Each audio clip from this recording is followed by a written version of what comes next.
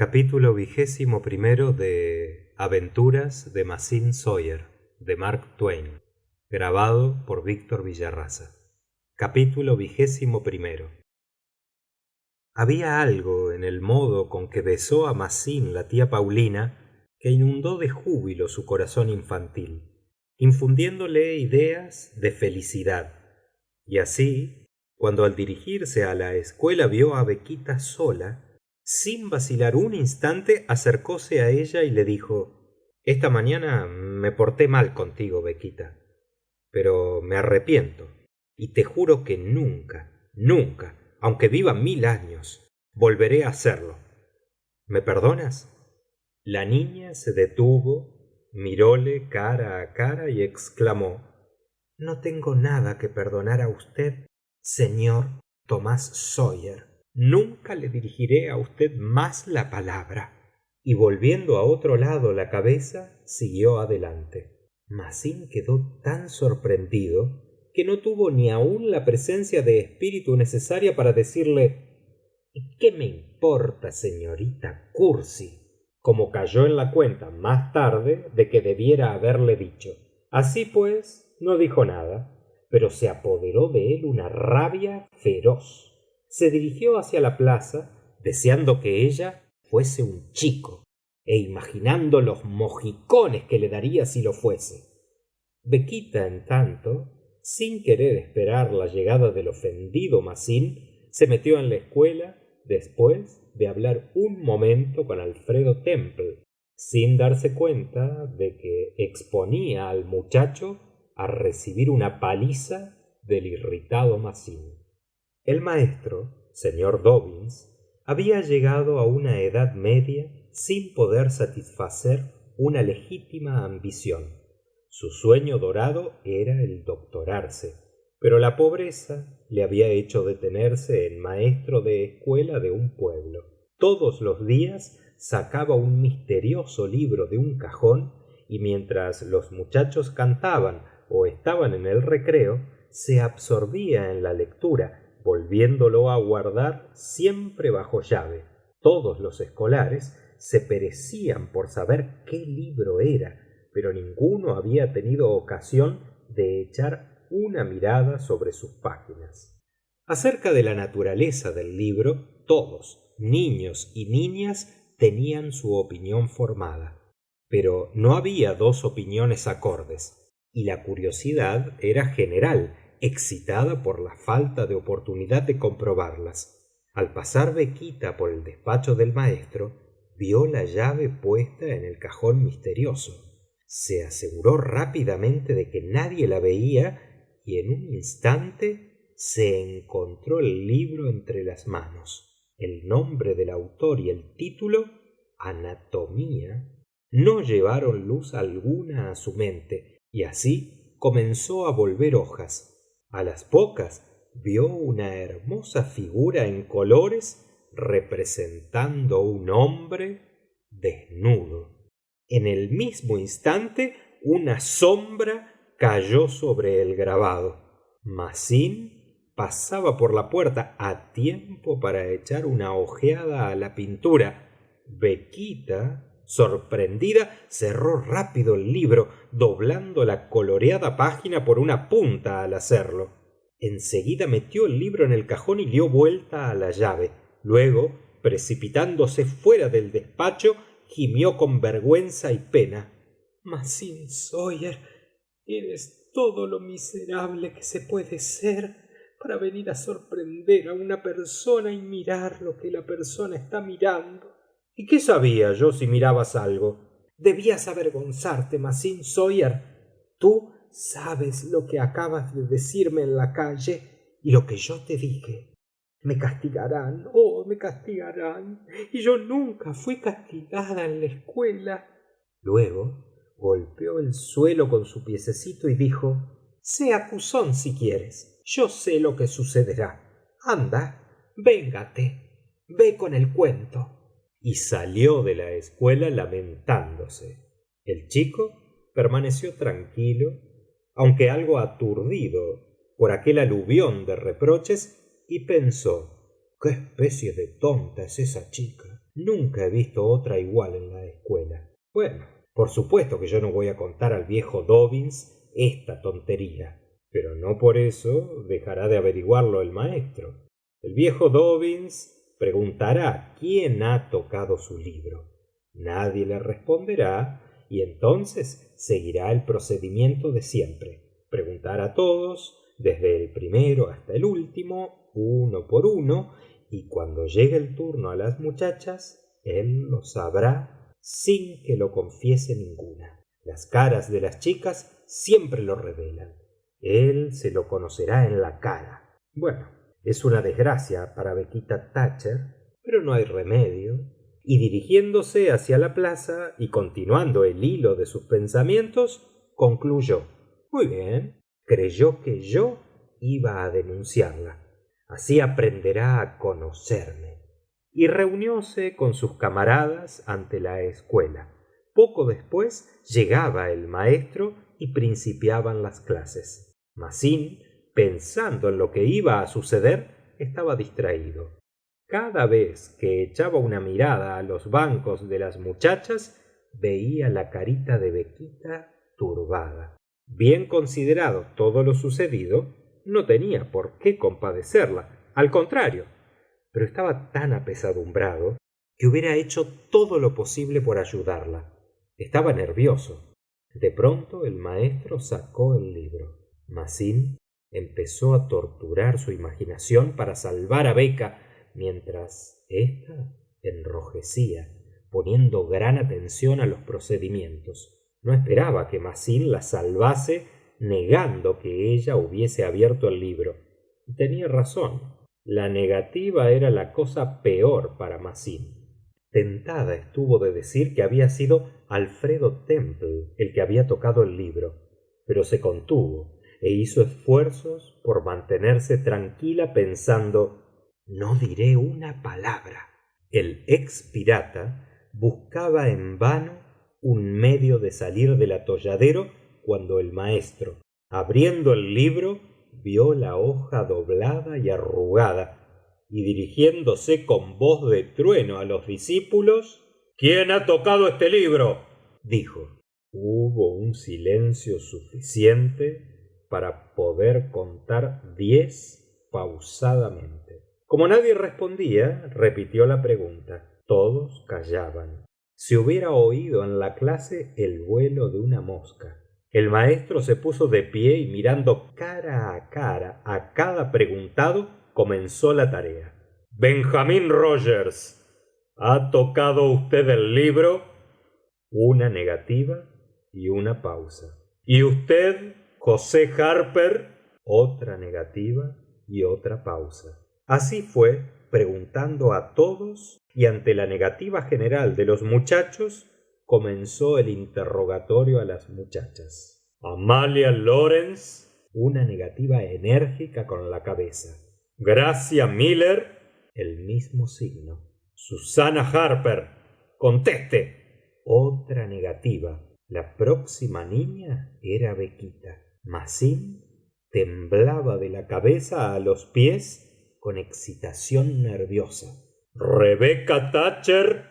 Masín miró a la muchacha y la vio lívida de terror. Dígame usted. No, no. Míreme usted a la cara. ¿Ha tocado usted el libro? Un pensamiento surgió en la mente de Masín, y poniéndose en pie precipitadamente gritó: ¡yo fui! Todos los escolares quedaron pasmados de admiración por aquella locura. De pie y perplejo aún por lo que hacía, trató un momento de concentrar su pensamiento sin lograrlo. Todos le miraban, y cuando fue a recibir el castigo, la sorpresa, la gratitud, la adoración que brillaban en los ojos de la pobre y aturdida Bequita pareciéronle bastante pago para un miserable centenar de azotes. Inspirado por el esplendor de su propia acción, recibió impasible y sin exhalar un quejido la más concienzuda azotaina que el señor Dobbins había administrado nunca, y del propio modo impasible recibió la orden cruel de quedarse 2 horas después de terminadas las clases en la escuela, no dudando que ella le esperaría hasta que se le diese la libertad. Aquella noche se acostó Mazzin formulando propósitos de venganza contra Alfredo Temple, porque, con vergüenza y arrepentimiento, le había contado Bequita todo, sin omitir la propia perfidia. Pero los sentimientos vengativos dieron pronto plaza a otros más dulces, y se quedó al fin dormido oyendo las últimas palabras de admiración pronunciadas por Bequita. Mazzini, ¿cómo pudiste ser tan noble? Fin del capítulo 21. Capítulo 22 de Las aventuras de Mazzin Sawyer de Mark Twain. Grabado por Víctor Villarraza. Capítulo 22. Se aproximaba la época de vacaciones, y el maestro, siempre severo, era cada día más severo y más exacto, porque necesitaba que sus discípulos se lucieran en los exámenes. Su férula dejábase sentir cada día más, aun entre los más pequeños escolares. Sólo escapaban a su tiranía los muchachos más grandes y las señoritas de 18 y 20 años. El señor Dobbins era un hombre vigoroso, sin que la edad media alcanzada hubiera debilitado sus músculos. A medida que el gran día se acercaba, rebosaban a la superficie sus instintos tiránicos, pareciendo gozar singular placer en los castigos. Como consecuencia, los discípulos más pequeños pasaban el día invadidos por el terror y las noches en un estado de sobreexcitación insoportable. La retribución que seguía a cada travesura era tan terrible y majestuosa que de sólo pensarla ponía a los muchachos carne de gallina. Al fin conspiraron juntos y forjaron un plan que prometía una espléndida victoria. Lo principal era dar conocimiento a las familias y convencerlas de la brutalidad de aquellos castigos. Afortunadamente, el maestro tuvo alguna noticia del plan y moderóse un tanto, evitándose disgustos y aun perjuicios. Mientras tanto, el día solemne llegó. A las 8 de la noche la escuela estaba iluminada profusamente, adornada con flores y follaje, y embanderada.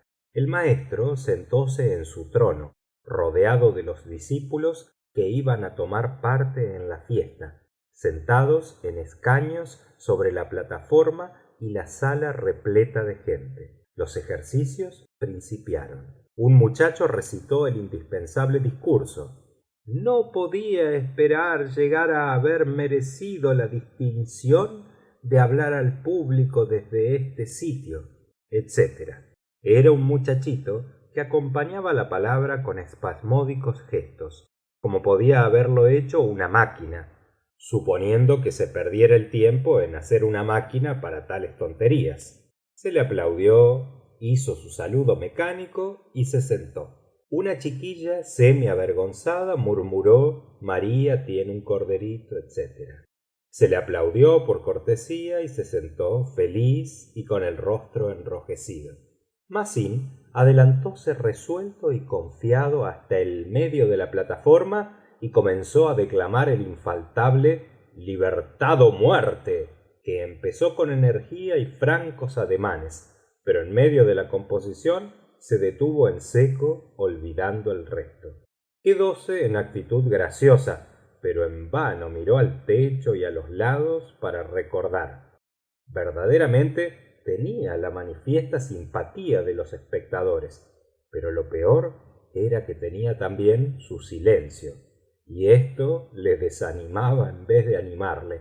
El maestro lo miraba ceñudo, y esto completó el desastre. Luchó un momento más con el recuerdo y se retiró completamente derrotado. Sonaron algunos tímidos aplausos que cesaron muy pronto. Siguió a esto el niño sobre la cubierta incendiada, la vuelta de los asirios y otras declamaciones semejantes. Luego comenzaron los ejercicios de lectura, de composición latina y después las composiciones originales en inglés, por las señoritas.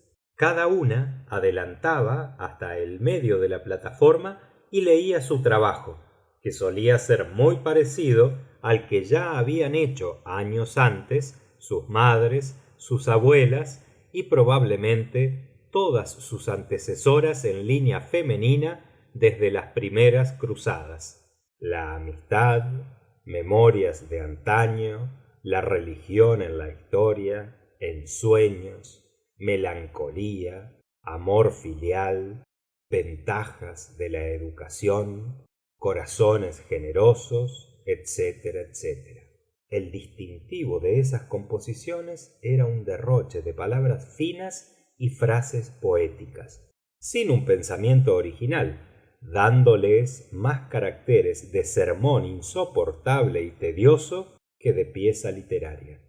No hay una escuela en toda nuestra tierra en la cual las señoritas no estén obligadas a terminar con un sermón, y sucede que el sermón de la más frívola y menos religiosa doncella es el más largo y más insoportable siempre. Pero volvamos a los exámenes. La última composición leída era ¿Es esta la verdadera vida? El lector puede darse cuenta del trabajo por los siguientes párrafos. Por todos los ordinarios senderos del jardín de la vida, con qué deliciosa emoción sueñan los jóvenes con las escenas de fiesta.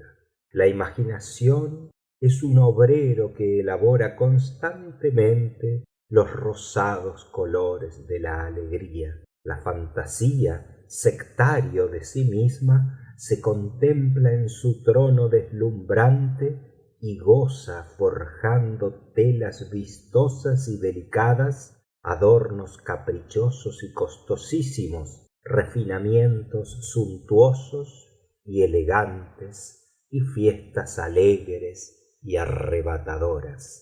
Su mirada resplandeciente, sus pasos son lumíneos, sus sonrisas animan el conjunto fascinador. En tan deliciosas imaginaciones el tiempo se desliza rápidamente y adelanta la fausta y ansiada hora en que han de abrirse de par en par las puertas del elicio con el cual has soñado tanto. Qué encantadora aparece la visión. Cada nueva escena es más hermosa que la anterior, pero tras un momento reflexivo se comprende que todo es vanidad. La adulación que ha encantado el alma suena monótona en nuestros oídos. Perdió todos sus encantos el mundo y se vuelve la vista a la región etérea con lacerado y entristecido corazón en busca de algo sobrehumano que satisfaga las vagas, nobles y supremas aspiraciones del alma. Y así sucesivamente, provocando entre los circunstantes tal lectura exclamaciones acarameladas.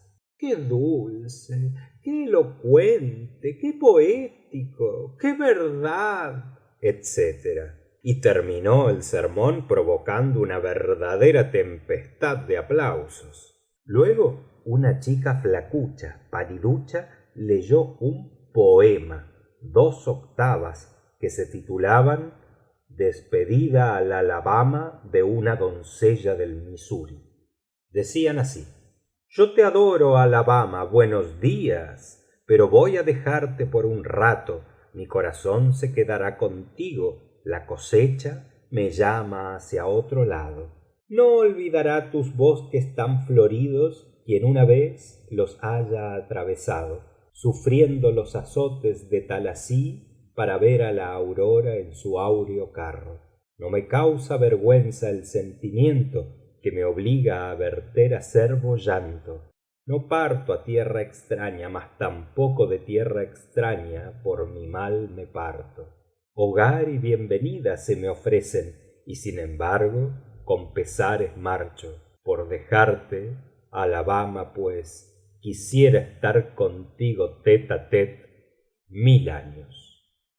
Eran muy pocos allí los que sabían qué significaba tete a tete, pero el poema gustó muchísimo.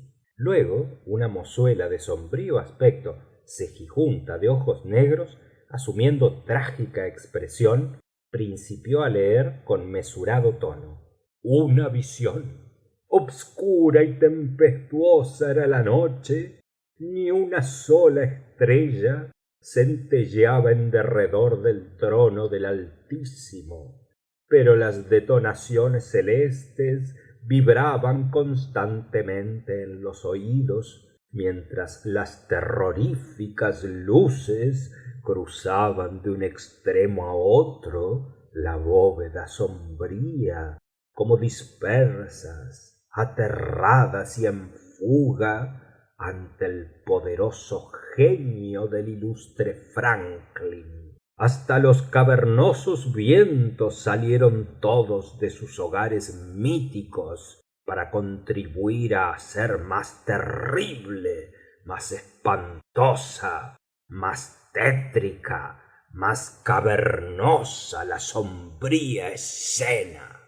En este tiempo tan sombrío, tan terrorífico, gozó mi espíritu de la visión de aquel que fue mi más querido amigo, mi consejero y guía, mi consuelo en la pena, mi goce en el pesar. Y la visión extraña con apariencia fría vino a mi mismo lado y allí se fue a sentar. Esta visión le dijo muchas cosas que no tenían nada de particular y se puntualizaban en 10 cuartillas de letra apretada y menuda, terminando con un sermón tan destructor para todo no presbiteriano que alcanzó el primer premio. La composición fue considerada como la mejor de la noche. El alcalde de la villa, al entregar el premio, pronunció un discurso diciendo que era aquel trabajo el más elocuente y bello de cuantos había escuchado en su vida, y que el mismo Daniel Nepster lo suscribiría con orgullo. Debe advertirse de paso que el alcalde no tenía muy expeditos los oídos, ni concurrió en su vida a fiestas literarias, no habiendo por consiguiente escuchado más que un fragmento de la premiada composición. Empezó después el ejercicio de geografía. El maestro, de espaldas al concurso, comenzó a dibujar en la pizarra un mapa de América. Al hacerlo, vio que se extendía demasiado hacia la derecha. Se paró contemplando su obra desde el lado opuesto, tiró hacia la izquierda y se aturulló. Sin embargo, comprendiendo que no debía pararse ni borrar, pues todas las miradas estaban fijas en él, prosiguió dedicando toda su atención al dibujo, y lo terminó como pudo. Parecía un gato suspendido de las ancas por cuerdas sujetas a la intangible atmósfera. Algunos se rieron. El maestro quiso retocar y corregir el dibujo, y cada vez resultaba peor. Esto vengó a los muchachos. Los exámenes terminaron ahí y las vacaciones empezaron. Fin del capítulo 22.